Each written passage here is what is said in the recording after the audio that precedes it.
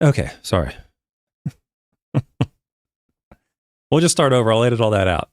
Welcome to Turfgrass Epistemology. My name is Travis Shaddix. In this episode, we're going to be talking about dollar spot and how iron sulfate may have an effect on dollar spot foliar applied iron sulfate. That's pretty common in the turfgrass industry, and we're going to talk about that today. They're not just going to talk about the rate. They are going to do a rate study, and we're going to see what rate of iron sulfate would actually have a beneficial impact on that disease. But they're also going to tease out a little bit about what exactly it is. Is it a pH issue, or is it a direct toxicity to the pathogen issue? Are you just masking the color of the turfgrass with the application of iron sulfate? They're not going to go into a great deal of detail, but they're going to have a little bit in there about the actual functionality of this dynamic. Okay. Yeah. Sorry about that. Had a little bit of a late start here. 15-second ice control from Miles Carton. Yeah. We're sitting in a whole bunch of ice. I had a snowdrift outside my front door that was about 2 or 3 feet tall. I'm sitting here on January 27, 2026. And there was a snowdrift outside my front door that was about 2 or 3 feet tall. I couldn't get my front door open without it falling in my house. So we've got a fair amount of snow and ice in Lexington. Not as much as they said, but certainly shut the whole city down. And there's going to be schools out for weeks. I mean, they say, a lot of times they'll say, oh, we're going to be out for a day or two. But when it's going to be a week. And I went out today. Actually, I was out today. I left my house for the first time in like 4 days. And I tried to go out and get a few groceries. And the roads are horrible here. Absolutely horrible. And this is a day or two after the snowstorm came through. There is no chance these schools are going back in this week. Probably not even next week, okay? Because I got out and I was getting my groceries and I was stuck in line. And I was just doing my thing, but, thinking about whatever. And I thought, man, it's going to take me a long time to get back to that house. I didn't realize it was going to take me like an hour or 2 hours to take a 10-minute trip. And then I go, I got to get back from my podcast. I totally forgot. I was like, what am I doing? So I, got back here and got my act together, and I just completely lost track of what day it was and what time it was and everything else. But anyway, okay, enough about that. We're going to talk about an article today, and it's a nice article. It's a good article. I like this article. It goes in sort of in tandem with, and not in tandem, but it's in the same line of thinking with the article I went over, I believe it was yesterday morning on the members only stream, with urea and applications of urea and how it might have an effect on dollar spot, in which it does at a given rate. It doesn't really do it at low rates. So for any superintendents or turf managers that are interested in seeing what the effect of urea is on dollar spot, you have to listen to yesterday's podcast. Because light applications, 0.1, 0.2 pounds in as a foliar application, urea weren't doing a whole lot at all. 0.4 wasn't doing anything, but 0.6 was really where the magic happened. And in today, you're going to see a very similar effect, but it's going to be from iron sulfate, where you're going to see not a whole lot happen, and then suddenly you start to see an effect of iron sulfate. And then next week, we're going to talk about we're going to show an article that combines the two, urea and iron sulfate, as well as fungicides. And it doesn't seem like the two combined really connect that well. Granted, they're different locations and different years and different authors and everything else, but it wasn't really... the combination of them didn't seem to have much of a magnified effect, but we'll go over that probably next Monday morning. Okay. All right, let's get started. So the title of this paper that we're going to go over tonight is The Impact of Ferrous Sulfate Concentration on Clarireedia Isolate Growth and Dollar Spot Development, by Shelton, Sean Askew, Eric Irvin, and McCall. So I'm assuming this was in... Blacksburg, or we'll get to it. These are really good authors. So this last couple of weeks, while barring the vacation and the break and the show because of the holidays, we've been going over diseases, and we're going to be going over diseases for a while. Because the more I go into diseases, you end up going down the rabbit hole of reading more and more about it, and there's all these articles and just all sorts of stuff about diseases. Now, I will have another article with like PGRs and fungicides that I'm going to eventually go over, but I don't know if I'm going to go over a whole lot of fungicide effects, because just buy a fungicide and follow the label. Basically, I mean, it's not rocket science. If it's on the label for a disease, there's probably a pretty good chance it's going to have a positive effect. So a lot of the stuff we're going to go over is probably more like cultural practices or other practices like iron sulfate or urea or something like that, or PGRs, that may be useful particularly for locations that can't apply fungicides, like the EU or other parts of the world, or even parts of the United States that don't have the access to fungicides. So we're probably going to have quite a bit of access or quite a bit of content in that particular area. So let's get started. Dollar spot is a chronic problem that affects both warm and cool season grasses on golf courses throughout the world. It is caused by the fungal pathogen group of 4 species within the newly classified genus Clarireedia. And they go into a whole lot of diatribe about exactly how it got classified and all this other stuff. I'm not going to go into that. There are many strategies that turfgrass professionals implement to suppress dollar spot, including the use of nitrogen fertilization, shade reduction strategies, increasing air circulation, reducing leaf wetness periods, resistant cultivar, and fungicide applications. Now, there is a paper. I wish I would have found it during the water study or during the water topic. But this right here, it says reduce leaf wetness period. There's a paper I found. It's great. I didn't realize it was in the paper. I just read it today. But I had it earmarked and I had it put in my folder. And so I was just sitting here reading for future papers. And in there, they have a regular application of water or a delayed application of water. So, frequent but light applications or infrequent deep applications. And it has it on the effect of gray leaf spot and, is it dollar spot? I can't remember now. And it's genius. It's absolute genius because during that whole topic of water, I was thinking, well, we were showing, or the results or the research was showing that these light applications of water at low volumes were actually showing as good or better results than these deep and infrequent applications of water all the time. I mean, pretty much across the board, turf was better if you irrigated it lightly but frequently. And on the back of my mind, you all remember from the topic, I kept thinking, well, what happens with diseases? Because you're applying water more frequently, so theoretically the leaf is going to remain more wet longer, and you'd think that would be an environment for diseases, but we didn't ever see that. And then the paper I'm going to go over in a week or two has exactly that in it. It's genius, and it's exactly the opposite of what I would think. It's great. So look forward to that paper. But it falls in line exactly with the previous papers. I'm not going to spoil it for anybody, but it goes in line with the evidence that we already showed on the water studies, but it's specific to these diseases. So I just saw that. I just read that today. It's great. I love those papers. Judicious use of fungicides that target the pathogen is the most common and effective practice. Multiple fungicide applications are required throughout the growing season to suppress disease, which increases the chance for resistance to certain chemistries.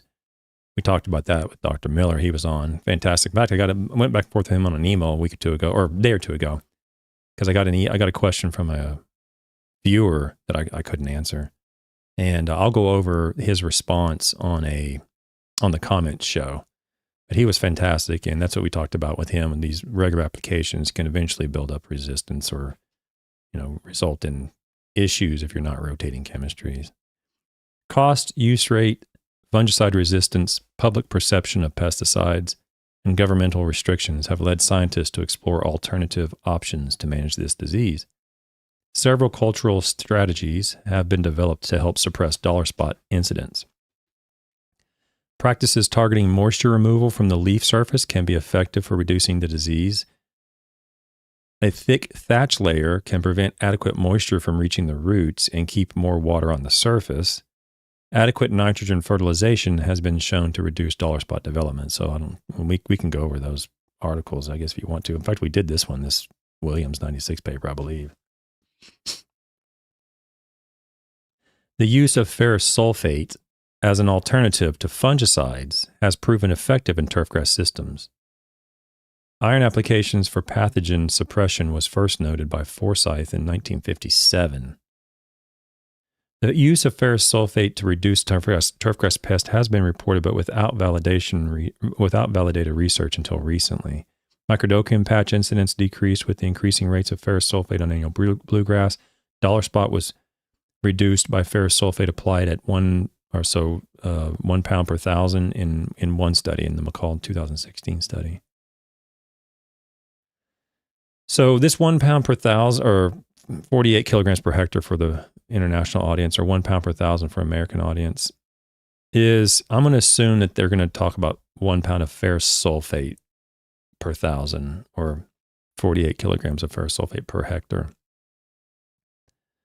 And not pounds of iron, because they don't specifically state pounds of iron. I don't really ever recommend fertilizers in like pounds of urea. I recommend it in pounds of nitrogen as urea. But I'm going to assume when they say kilograms of iron sulfate, that they do mean kilograms of iron sulfate and not kilograms of iron. I believe that's going to be the correct way. So they applied 1 kilogram of iron sulfate per thousand, which is like 8 pounds of iron per acre, something like that, 8 or 9 pounds of iron per acre. And normally I'd recommend 1 to 5 pounds of iron per acre, no more than about 5 pounds of iron before you start to kind of run into some risk of burn. However, chelated iron did not consistently suppress dollar spot, and elemental sulfur was ineffective in those McCall's 2016 study. The authors reported continued applications of ferrous sulfate applied at, again, 48 kilograms per hectare on a 14-day interval, reduced dollar spot by over 50% throughout a season-long epidemic without compromising creeping bentgrass quality. Just so you know, I mean, they're talking about creeping bentgrass quality in this McCall study at 48 kilograms per hectare, so that's 8 pounds of iron per acre. You can do that. I normally recommend 1 to 5 pounds, as I mentioned. You can go up to 10 pounds. You can go up to 15 pounds, but your risk goes through the roof once you start getting north of 5 of burn. So they said in this particular study, I don't remember going over that McCall study, but they said in that McCall study, so 8 pounds of iron per acre suppressed the issue and did not cause any problems with quality. I believe that. I'm just saying, given the right particular combination of environmental factors, that same exact rate may cause problems with your particular location. So I'd be real careful when you get up above 5 pounds of iron per acre. However, Irvin in 2017 reported that overall creeping bentgrass quality was lower during the summer months in plots treated with, with 1 pound of iron sulfate per acre than in plots treated with a half a pound of iron sulfate, per thousand, which was treated with half a pound of iron sulfate per thousand. So that'd be 4 pounds. There you go. So that'd be 4 pounds of iron per acre, and that's when he didn't see problems. But at 8 pounds of iron sulfate per acre, he did.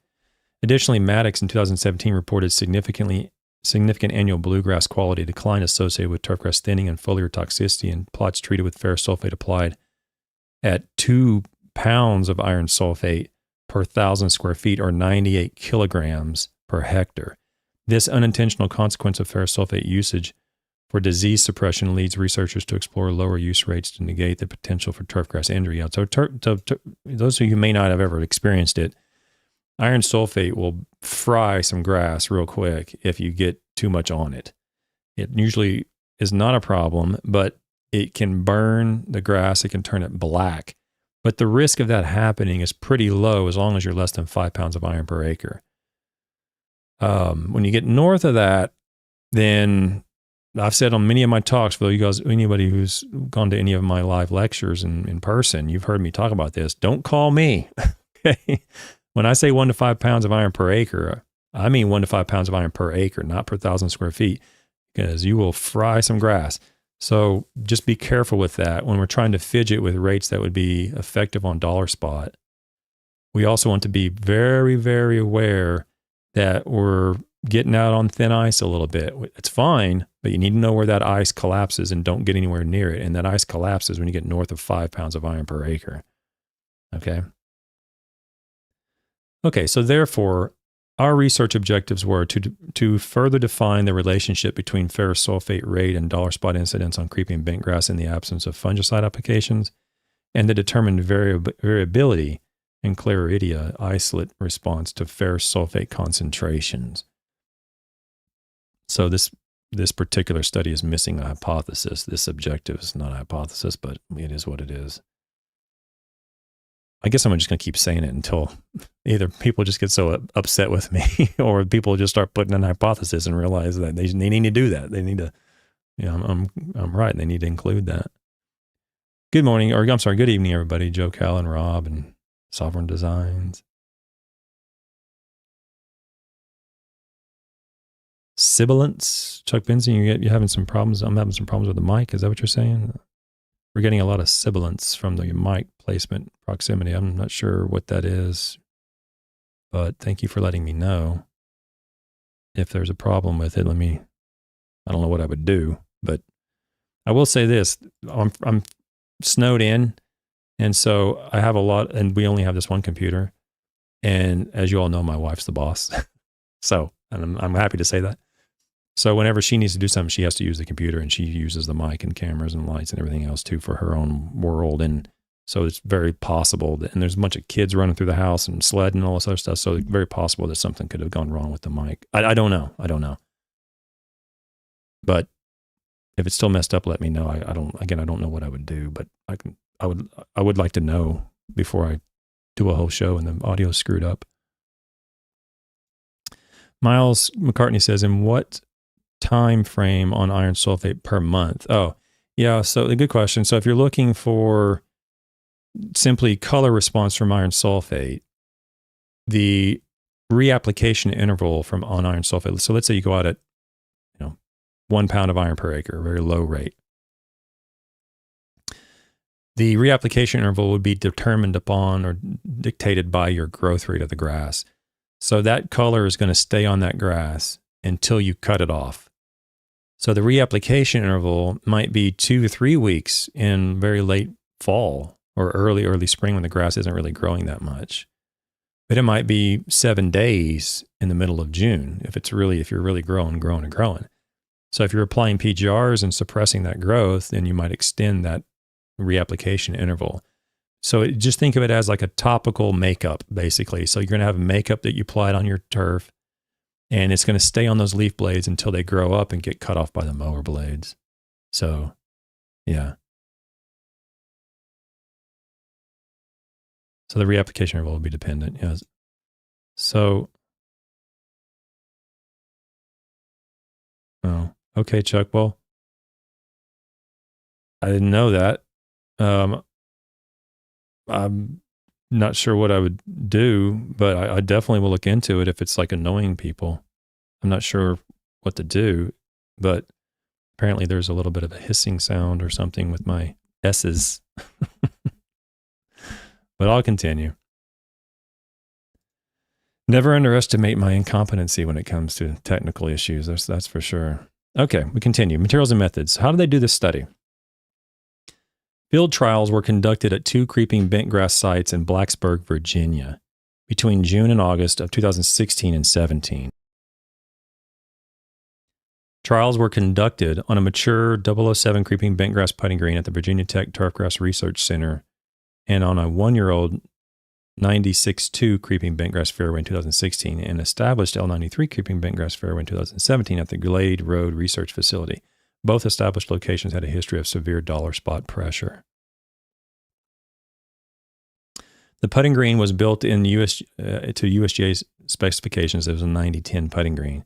Fairways were established on a native Duffled Ernst silt loam, and I highlighted this. It's a fine loamy mixed active mesic ultic haplodolph and a fine loamy mixed superactive mesic aquic fragilodalt. Now, I highlighted this because this is Greek to probably 99.99999% of the people on the planet. But I highlight this because it's important, at least for me, it's very important because I know immediately when they put this in here, what type of soil that they're dealing with. And I'm saying that because if you don't know what this means and you want to know more what it means, you can go to turfgrassepistemology.com and take the course that's up there now. I have a course on soils that has 3 lectures in it. And one of them is soil formation and soil classification is the other one. And in those 2 lectures, I talk about the soil orders, the 12 major soil orders. One of them is an alpha sol and one of them is an alta sol. Again, that doesn't mean anything if you haven't gone into it. But from my knowledge, I'm glad they put this in here because from a soil scientist's perspective, I know what they're dealing with these 2 soils just by that name. And what I mean by that is this alph on the end of this word means that this particular soil was an alpha sol, and this alt here means that this particular soil was an alta sol. And this alta sol is very typical to soils like in Alabama, Georgia, Mississippi that are not fertile. They're very low in calcium, magnesium. They're not particularly well fertile soils. But this alpha sol is much more fertile. These are the types of soils that are in the bluegrass region of Kentucky. And we all are probably familiar with how fertile these soils are here in Kentucky. This is where they grow all the horses and all the tobacco and all that. We're not talking about mollisols fertile, but they're all very fertile. The alpha sols are and the ultrasols are not. So if you want to be better at reading and better understanding the context that these studies were conducted in and understanding a little bit more of the details, you can get a lot of that information now from the courses that are available at turfgrassepistemology.com. And I'll be going into much more detail as I build the other courses. There's three other courses already listed that haven't been completed yet, but the first one that has been completed has the definitions of alpha sols and ultrasols in there, and it can help guide you to help you understand what this means. Okay, we continue. 5 application rates. So this was in Virginia. This is in Blacksburg, Virginia. 5 application rates of ferrous sulfate were arranged in a randomized complete block design over 4 replications to evaluate efficacy against dollar spot. All treatments were applied every 14 days as a suspension. Treatments included 0, I'm going to read this in metric and come back and read it in English, 0, 4.9, 24.4, 48.9, and 97.6 kilograms of ferrous sulfate per hectare. So this would be 0.1, I'm sorry, hang on. Yeah, 0.1, a half, 1, and 2 pounds per 1,000. Okay. And that's of iron sulfate. So that'd be the equivalent. Someone can do the math on this. So you just have to take that number and divide it by, or multiply it by 20%, because iron sulfate up here says it's 20%. So the iron per acre, which is the unit that I'm used to dealing with, in this particular situation would be something like 8 to 9 pounds of iron per acre. And then it'd be, this high rate would be 16. So it'd be 16, 8, 4, and I don't know what that would be. It'd be like less than 1 pound of iron per acre. So what I'm getting at is these ranges bookend the lowest rate that I'd recommend and well above the highest rate that I would recommend, 1 to 5 being 1 to 5 pounds of iron per acre. Okay. And so it's going to become important when we see the conclusion. That's the reason I'm saying all this. So that's what they're dealing with in terms of pounds of iron per acre. And this is probably what you all are used to. The unit is pounds of iron per acre. And they have from 0 all the way up to 16 pounds of iron per acre, with really the more realistic high end, the high rate being 8 pounds of iron per acre. Treatments were initiated on 1st of June and then the end of May in 2016 and 17, and each study concluded 12 weeks after its trial initiation when the epidemic became too severe to continue. Individual dollar spot infection centers within each plot were counted weekly for 12 weeks. And then they did an isolate. They did an auger plate study basically to determine some other issues. So let's go into that. The effect of iron sulfate on Clarireedia mycelia growth was studied in vitro with 4 fungal isolates representing 2 grass types and 2 management intensities. They used an auger, and it was prepared at 1/4 strength and supplemented with granulated auger as described by this particular author, and amended with 5 concentrations of ferrous sulfate, 0, 200, 400, 600, and 800 milligrams per liter of this iron sulfate heptadehydrate at 20% iron, okay? And what they did basically, I'm not going to read this whole thing because it's a little bit more detail you need to know, but basically was they went out and they got samples of Clarireedia in the field based upon different levels of management that for that location. And then they took the number of samples that they got, and they just selectively chose a couple of them from each, like high intensity or low intensity locations. And then they used those as a, what do they call it? I can't remember what they call it. There's some term they use to then inoculate those Petri dishes with those isolates. That's basically the gist of what they did. And then here's the selective cultures that they used to isolate them from Bermuda grass rough, perennial ryegrass rough, and then Bermuda grass fairway, and a creeping bentgrass putting green. So they had these isolates and they're labeled, and I'm not going to remember these acronyms. Here's the acronyms because we're going to show a line graph, and I'm not going to remember what they are.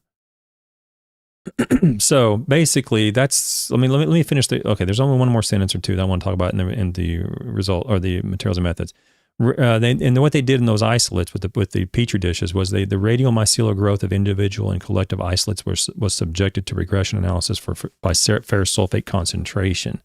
And then the effective concentration to suppress mycelial growth by 50% was calculated using the inverse prediction function of each model. So basically, they put them they had They put them in a bunch of petri dishes with different types of Clarireedia that they harvested from different types of turf.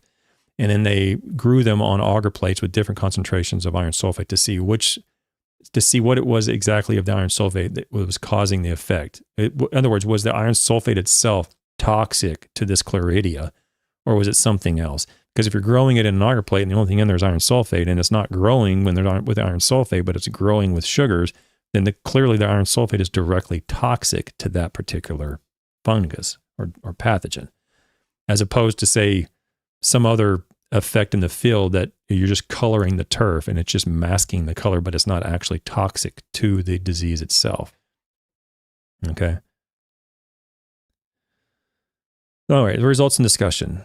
Field evaluation of ferrous sulfate. Dollar spot incident throughout the study as measured by the area under the disease progress curve was significant for ferrous sulfate rate, year, and location. So there was a three-way interaction.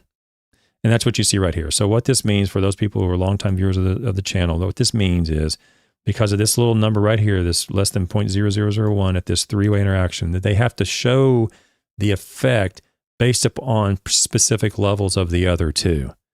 And this is one reason why I say you don't go out and do your own research unless you know what you're doing, because you may end up being more convinced of the results because you did it, but you're not recognizing there's other confounding factors that you did not control for.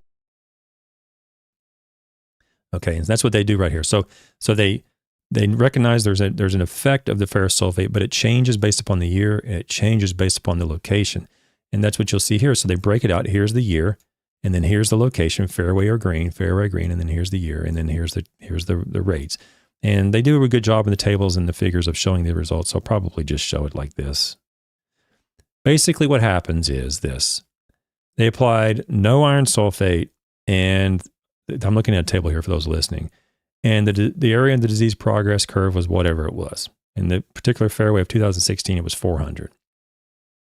Then they applied 0.1 pounds, 4.9 kilograms per hectare. I guess that'd be 0.1 pounds per thousand. And there was a little bit of a reduction from 400 down to 250. But then they applied a half a pound of iron sulfate per thousand, and you saw it cut by 4 times. It was down to 100, right down from 400. Okay, so the half pound rate, or the 24 kilograms per hectare rate, was really where you saw a really marked reduction. And then you added another half a pound and you didn't see any statistical difference. These were the same. Okay, and then you doubled that and you didn't see any statistical difference on the fairway in 2016. So this magical rate, if you want to call it that, where you see across the board, where you see a separation from not doing anything to now iron sulfate's actually causing a beneficial impact, is 24 kilograms per hectare, which is a half a pound of iron sulfate per thousand, which is 4 pounds of iron per acre. I believe that's correct. I'm saying all this stuff, and I'm going to get the dang thing wrong. So let me make sure that that's correct. I'm doing this in my head. So if that's 49, so it's going to be, that'd be 43 times 0.2. Yeah, 8.6 and then divided by 2 and 4. Okay, so yeah. So let's just call this 24 4, and let's call the 48 8. So 4 pounds of iron per acre and 8 pounds of iron per acre. You see the most bang for your buck at 4 pounds of iron per acre, which is within the range of 1 to 5 pounds of iron per acre that I've recommended for ages. I wouldn't really recommend getting much higher than about 5. Okay, you're going to get whatever you're going to benefit from between 1 and 5 from color response. We know that. But in this particular case, on a fairway in 2016, they got what they were going to get in terms of reduction in dollar spot. And they go to a green in the same year, you see the same, basically call it the critical rate, was the same thing. You didn't see any difference between 0 and 1/10 of a pound. But when you applied a half a pound per thousand of iron sulfate, that's when you saw a reduction in dollar spot. And then you applied more, you didn't see anything. And you applied more, you didn't see anything additional. You didn't see any concomitant benefit by applying more and more iron sulfate above that 4 pounds of iron per acre. Now, in the next year, there was a little bit of an additional advantage when you got up to the very, very high rate. But still, the rate that caused or resulted in the reduction was still this 24 kilograms per hectare on fairways and the 24 kilograms per hectare on greens, which is 4 pounds per acre. You didn't see any benefit when you went to 1 pound, but you did see a benefit when you went up to 2 pounds of a further reduction. But you're dealing at that point with severe risk of burn when you get up that high. Remember, this is 16 pounds of iron per acre. So I would tread carefully, to say the least. I would, don't call me. Okay? Don't call me up with photos of black greens and black fairways and say that I said, don't do that. I'm saying 1 to 5 is good. You're going to see a color response from that more than likely. I'm almost guaranteed you're going to see a color response 99% of the time. And if you do have dollar spot, at least under these conditions, there's certainly clear evidence here that a 4 pound rate of iron sulfate, a 4 pound rate of iron per acre, which is a half a pound of iron sulfate per 1,000, whatever that is going to get you a response in terms of reduction in dollar spot. And you can apply more if you want to. Didn't see much of a benefit. Okay, in 1 year you did, but for the most part you didn't. So why risk it is my point. Stay at the 4 pounds of iron per acre, get the benefit you're going to get out of it, and don't play with fire, is what I'm saying. Okay. So Miles McCartney says, would this apply for iron EDDHA? Very, very good question. Very important question. And the answer is no. No. I'm not in this paper, but there are other studies that have attempted to look at the difference between, or the effect of, things like iron EDTA or iron EDDHA and iron sulfate. And it does not seem to be as consistent when the iron is chelated. Why that is, I'm not sure, but there seems to be some sort of effect of allowing that iron to react by not chelating it. Apparently that may have an effect on the reactivity of that iron with the pathogen. So the easiest way to do that is just get agar plates and put an iron sulfate, iron EDDHA, and iron EDDHA, all the chelates, and just see which one of these actually has a more of a profound effect on the diseases. And there is a little bit of evidence to show that you need to stay with iron sulfate. Now, are you going to see a color response from EDDHA? Absolutely. There is as little doubt as you can possibly muster. You're going to see a color response, but will it have an actual toxic effect on the disease? I'm not convinced it would. There's a little bit of evidence to indicate that it would not. Okay? Thank you for the question, Miles. We continue. Now, we went through that. So, he just basically says what I just said. In all 4 experimental runs, there was a rate response of dollar spot development as influenced by ferrous sulfate. Plots treated with the 24 kilograms per hectare or higher always had significantly less disease than non-treated control, which is what I just showed you in that table. So we're going to move down further quicker here. Now, he does go into this regression, which unfortunately, in my opinion, is not accurate, but that's fine. The Gauss-Newton nonlinear regression used to model the effect of ferrous sulfate rate on the area under disease progress curve pooled across years and locations was approximate for explaining the data, R squared of 98.98. The result was a consistent trend in the response of area and disease progress curve reduction to ferrous sulfate rates. Based on the prediction model, seasonal disease reductions of 25, 50, and 75 would require 8, 26, and 100 kilograms per hectare of ferrous sulfate. Now, that's nice to know. However, when you look at the regression up here, and I'm not a statistician, so let's just be 100% accurate here. I'm not a statistician, so I would always defer to what a statistician says. But you can't regress means, and they pulled these by year and location, but you still have replications within years and locations. You still have replication. So this should be ... This should be a line like this. There should be, like this is the way it should look, not a mean that you regress. Of course, the R squared is going to be through the roof when you regress the means. An R squared of 98 doesn't exist in field studies. No one's ever going to get that. I don't care It would take an inordinate amount of evidence to convince me that you can actually land a 0.98 R squared on field research. That is extraordinarily unusual. I would need extraordinary evidence to be convinced. But when you mean it, when you do the means of it and you regress it in that fashion, of course you're going to get a high R squared. The p-value is going to change too. So, when you graph it with the actual raw data, which is what you're supposed to do, this R squared is nowhere near 0.98. The p-value is probably going to go up, or I guess down. But the R squared is going to go down. It doesn't mean that the data is not still useful or the results aren't still useful. It just means that, it doesn't look as pretty and there's a lot of variation, which is what happens in field work. That's field work for you, But nevertheless, they do a regression and they determine the rates, which I do like the fact that they put these rates down here. It'd be 8, 26, and 100 kilograms per hectare to see a 25, 50, and 75% reduction, which is good information to know.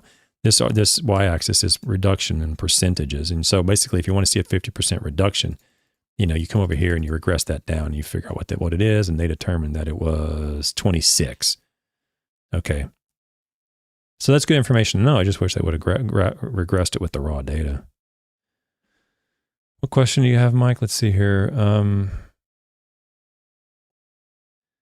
Please clarify if we are talking about applying a half a pound per 1,000 of ferrous sulfate or a half a pound of, that's I tried to make that clear earlier, but I may have spoken over myself. I apologize. Yeah, we're talking about a half a pound of per 1,000 square feet of ferrous sulfate, not of iron. Yeah, be very, very clear. The actual rate of iron is 4 pounds of iron per acre, or a half a pound of ferrous sulfate per 1,000. So if I've misspoke, let me be very, very clear. 4 pounds of iron per acre, or that's roughly a half a pound of ferrous sulfate per 1,000.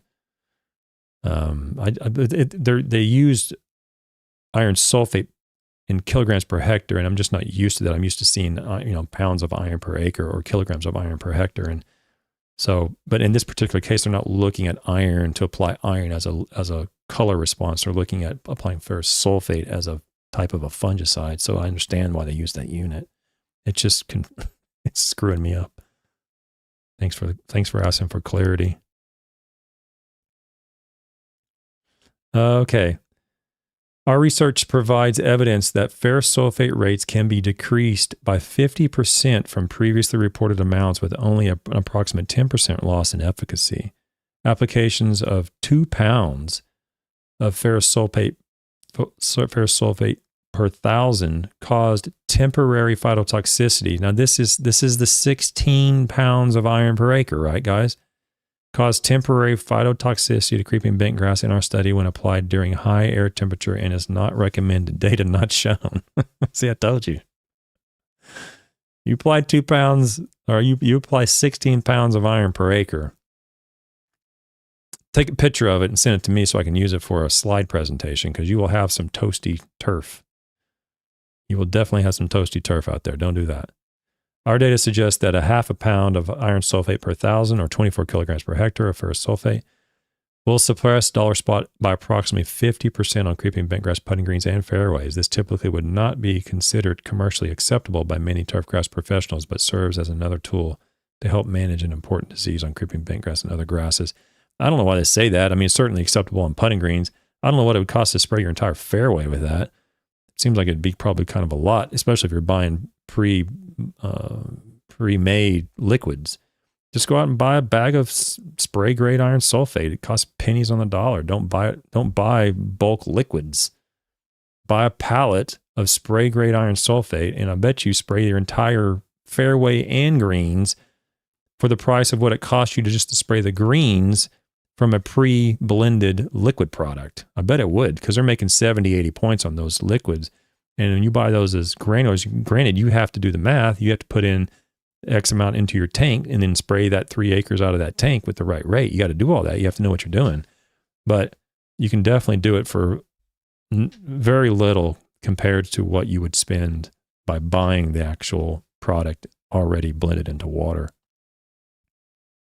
All right, now let's look at the Petrie study. The maximum mycelial growth was significant between all isolates tested, with growth decreasing in order of these particular. See, I told you they use these acronyms. I don't even know what that is. I'm not. You guys can pause it and look back. I'm not going to go back through that. I don't even know what these even mean. IC15 and WO13 or whatever. It's sort of irrelevant. The point is there were differences between the Clarireedia variances, basically is what they're trying to say. There were differences. Our sample size of 2 isolates for each species is too small to make wide-scale generalizations about large populations, but provides additional support of the author's suggestion for further investigation at the species level of Clarireedia. The isolates collected from warm season grasses used in this study grew more rapidly than those isolates collected from cool season grasses on unamended auger. Okay, so with nothing there, the warm season Clarireedia grew much more rapidly than the cool season Clarireedia species or isolates. However, in the current study, isolates from the cool season turf grew more rapidly on ferrous sulfate amended media than those from warm season turf. So that implies to me that the isolates from warm season are probably a bit more sensitive to iron sulfate applications. So you might not necessarily see as pronounced an effect of iron sulfate when you're applying it to cool season compared to if you're applying it to warm season, sorry. That seems to be a reasonable assumption based upon what they're saying. Although the sample size is far too small to draw conclusions about how previous management history affects suppression with ferrous sulfate, it is worth noting that the 2 isolates collected from intensively managed areas required more ferrous sulfate for mycelial suppression than those collected from less intensively managed areas. The EC50, or the amount required to reduce the population by 50% for isolate TRC4, was significantly greater than for all other isolates and was collected from an established creeping bentgrass putting green that had been treated with fungicides extensively for approximately 15 years. Isolates with the lowest EC50 were collected from areas where no fungicides had ever been applied, to the best of the author's knowledge. These data suggest that previous exposures to fungicides and or other intensively managed practices may increase ferrous sulfate concentrations required to suppress dollar spot and should be considered for further evaluation in future studies. So that's a nice little ending to the isolate part of the study. So if you're in a situation where you're just pounding it with fungicides and that's what you've been doing for ages and ages and ages, you might find that if you're going to use iron sulfate now, you're going to try to include that as a means to maybe gain greater suppression or reduce fungicide application. You may find you have to apply more iron sulfate than is recommended or than you thought, compared to your neighbor down the road that had a low budget and wasn't applying all those fungicides for ages and ages. He may find greater control at even lower rates of iron sulfate. They're not saying that's the case. They had a very small population to choose from, but they're just saying there's a little bit of an indication that might be true. This is the conclusion. The results from these studies indicate that field-applied ferrous sulfate reduces dollar spot and managed creeping bentgrass greens and fairways. Approximately 26 kilograms per hectare, which is approximately 0.5 pound per thousand, of ferrous sulfate is needed to reduce seasonal development of dollar spot by half. An increasing ferrous sulfate rate beyond that point may be met with diminishing returns of disease control value. That's a good way to say it. You might gain a little bit more, but it's a point of diminishing returns. You're putting a lot more in to get a little bit back, as opposed to putting a little bit in and getting a lot back. You want to put a little bit in and get a lot back, hit that 0.5 pound per thousand or the 26 kilogram per hectare number, and that's where you're going to get your most bang for your money. In vitro studies confirm that ferrous sulfate imparts a direct fungitoxic effect on Clarireedia mycelial growth and adds to the literature that increasing rates inhibit growth in a linear response. And I like that they put that in there. I don't know much about mycelial growth and auger plates and all this other stuff, but they concluded that the effect of iron sulfate is in fact a toxic effect to the pathogen itself directly. You're not just masking it. You're not just putting, lipstick on a pig. You're not putting a Band-Aid on it. You are putting a Band-Aid on it in terms of the color. You are giving it a little color, but it is also simultaneously resulting in a toxicity to the disease. So that's a good thing to know. I didn't know that. Until I read this paper, I did not know that. Now you all know I don't know anything about diseases, okay? But I know a fair amount about iron sulfate, and I've never thought about, is it actually literally toxic, directly toxic to these diseases? And these, according to these authors, they say it is. And I appreciate the authors putting that in there because I learned something new for sure. I appreciate that. So Mike Conroy says, what carrier rate? Yeah, it's in here, Mike. I just skipped over it. And some people are interested in that. Let me back up. They put it out with a backpack sprayer. And it is, let's see here. Sometimes those little details I skip over. I just don't know if it's that interesting to a lot of people, but yeah, they always include that in here. I did read it. See if I can find it.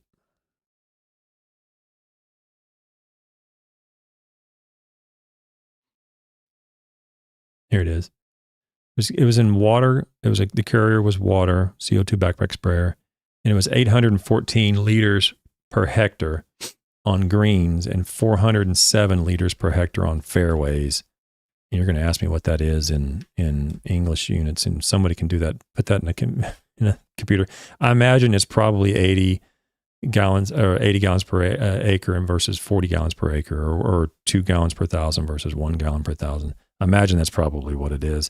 But if someone wants to put in there, just put in 800 liters per hectare, and then the other one's just half that.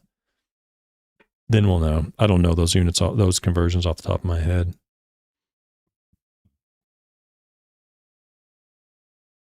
Well, that next question is sort of in line with the same thing, so let me just Google it.